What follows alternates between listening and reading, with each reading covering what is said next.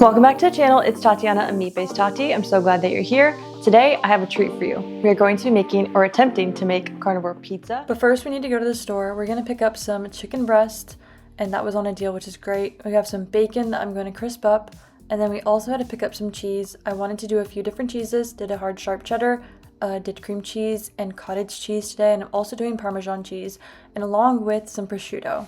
So let's get checked out and ready to get home to start this pizza. And I'm going to need my food processor, and because I'm going to do chicken breast. I don't really like ground chicken that's already pre-ground. I like to grind it myself. So we have some chicken breast. The leaner is the better. And then we have some eggs, and then I'm going to use some bacon as a topping. I'm kind of thrilled about that. And then I can't decide if I want to use a little bit of cottage cheese or a little bit of cream cheese in the chicken, in the base. So stay tuned, see what we do, see what recipe we develop here. And then I'm going to top it at the very end and have some prosciutto on the side. So topping it with a little bit of prosciutto at the very end, and also going to have that on the side. And then I have some parmesan cheese for the base as well, and for a topping. You gotta have parmesan if you're gonna make any type of pizza. So, and then I have an extra sharp white cheddar. It's kind of going for like a bold flavor today. And so these are the ingredients that we will need today. I use a couple little minor ones like butter, a little bit half and half, but this is the bulk of what we need today. Let's get into it. Time to put the chicken in the food processor. I'm gonna weigh out a pound first, just to make sure that the ratios are all right for me. I kind of cut the chicken breast in chunks, otherwise it'll be very uneven if you cook it in the food, if you do it in the food processor like this. So that's probably right. It's a little over that pound. And then I'm just gonna crack these 2 eggs in here. And a lot of people obviously start out with the ground chicken, and I was kind of worried that it wouldn't work out, that I would have like chunks and then it would turn into like a smoothie. If you use a chop mode, it'll be good.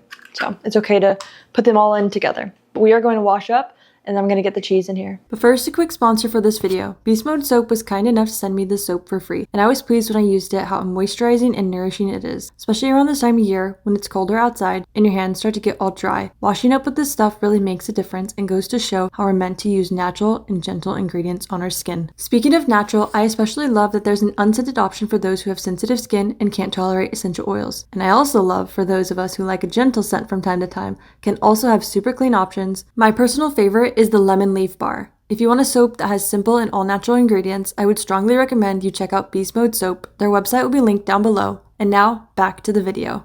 Okay, my recipe is a little different. We're doing a mixture of just a little bit of cottage cheese. I'll do 30 grams in this one. I was aiming for 25, but 30 will do. A little extra cottage cheese. And then we'll do 25 of the Parmesan cheese. And you want it to be a hard cheese. Oh, 2 grams off, guys. Go just a little more. Okay, 26 that is. Okay, so 25 grams, 25 grams, and then I need to salt it. I'm gonna do like 2 circles. It's about what I did last time. Perfect. Hopefully that'll be enough, but if not, I can salt it later.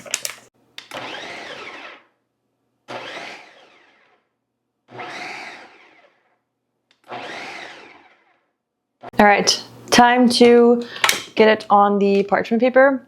I think I'm gonna have to make this one. Usually this will just make like one bigger sized cast iron pizza. Like I shaped one just before this, so we're gonna do 2 pizzas today. I'll show you the both of them. We're gonna put almost all of it on here since I'm doing a little bit smaller pizza, a smaller cast iron for my second one. And so just so you know, can't do the full amount, because it would just be too thick and it wouldn't like crisp up like I would like it. It'd be a little too like soft and fall, so we want it to still be thin. And so I'm gonna see if I need to stretch it out, if I can add the rest, but I don't think I'll be able to add the rest, so that's okay. I could use my pizza stone, that would help me, but I kind of already cut the parchment paper this small and I don't really like to waste, so we're gonna do this and maybe we'll do a mini pizza later. I think I want this a little bit thinner. I'm gonna get nice and dirty, and then I'll show you how it ends up being when it's as wide as I need it to be. Time to bake. I have my preheated cast iron, so I'm gonna try to be careful. We are going to put the bigger one, the larger circle. It doesn't even quite fit on there probably, but we're gonna just toss it in there. And hopefully, bam, good thing for parchment paper. And then I'll tighten that up in just a minute. Put that there. And then we will put on this one here. Beautiful. That could have been a big mess. I'll trim up the parchment paper so I don't have that, you know, like burning. But we are gonna bake this at 375 for about 15 minutes. I'll keep an eye on it because every oven's different. And then we will flip and do our toppings. Time to chop a couple of the meat options that are gonna go on top of the pizza. I'm just using the Amilu chicken sausages. I'm trying to cut them very, very thin, but this knife isn't the best knife for that. So I might have to just not bore you with it, cut it in a little bit, and then I'll be able to cut them a little bit thinner. But the bacon, it's super crispy, so it should be a nice topping for the pizza. And of course, if you're gonna have carnivore pizza, I think you should have bacon on it. Oh, it's so crispy. You don't even need to actually chop it. Great. Okay. And then we have the cheeses, and they will be ready to top.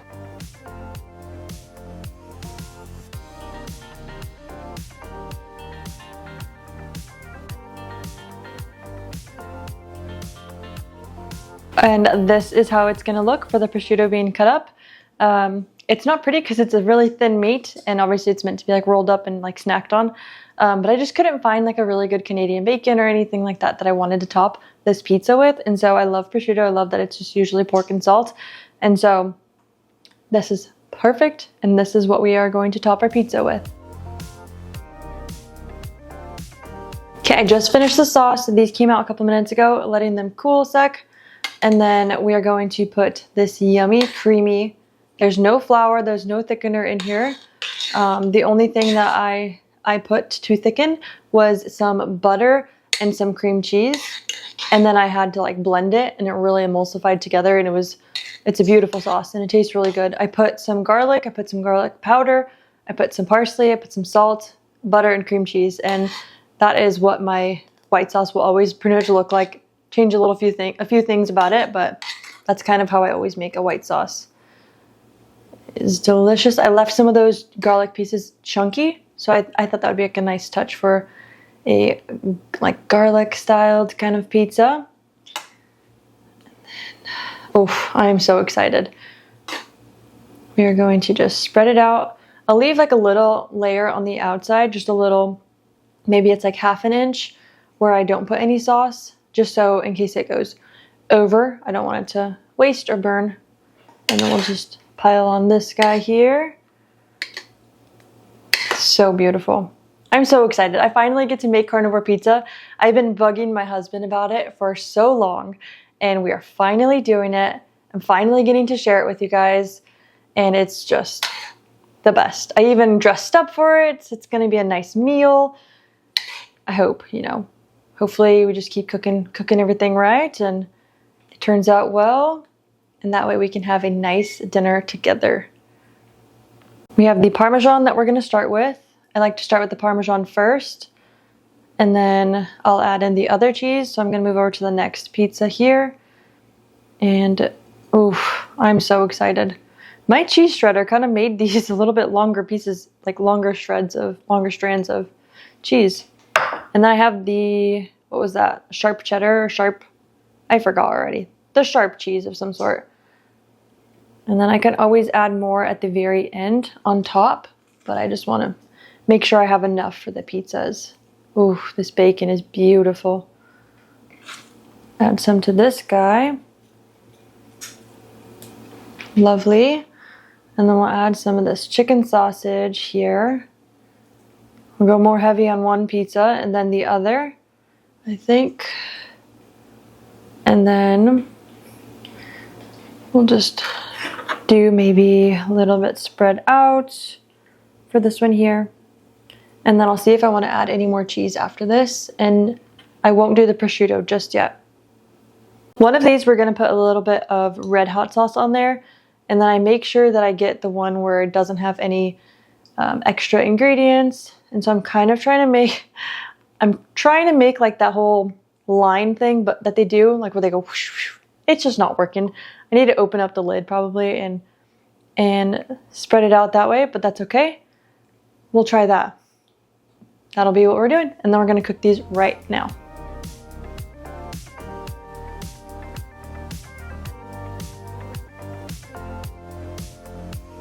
Dinner is done, pizza's out of the oven, and I am so excited. We topped it with the prosciutto and then some more of the cream in the Red Hot. Very excited, there's a little bit of variety here. But anyway, we're going to cut into these, enjoy. If you liked this recipe or if you're gonna try it, let me know down below. A couple of things that I would probably change if I were to do this again. I'm gonna refine this recipe a little bit more and more. I would add more cheese into the mixture so that it gives it more of like the bread-like texture, and it's like a little eggy looking, but if we added more cheese, I think that would help it a lot. More cottage cheese or more of I would probably double each of those at least, and then I think that would make it like perfect. So we're developing a recipe here. We're going to get it down soon enough, but I am excited because it still looks really good. And if you enjoyed this type of video, I appreciate it if you hit the subscribe button. We are going to dig in. Thank you so much for watching.